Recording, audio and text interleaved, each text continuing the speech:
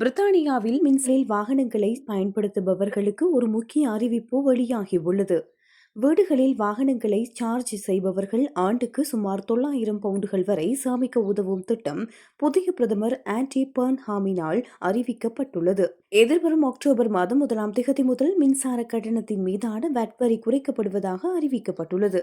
இதன் மூலம் சொந்தமாக வாகன நிறுத்துமிடம் கொண்ட வீடுகளில் மின்சார வாகனங்களை சார்ஜ் செய்வோர் பெட்ரோல் வாகனங்களை பயன்படுத்துவதை விட ஆண்டுக்கு சுமார் 900 பவுண்டுகள் வரை சேமிக்க முடியும் என நிபுணர்கள் தெரிவிக்கின்றனர்.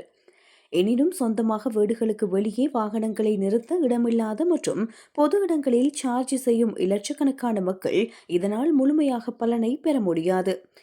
பொது சார்ஜிங் நிலையங்களிலும் இந்த வரிச்சலுகை நீடிக்கப்பட வேண்டும் என இவி அமைப்புகள் கோரிக்கை விடுத்துள்ளன.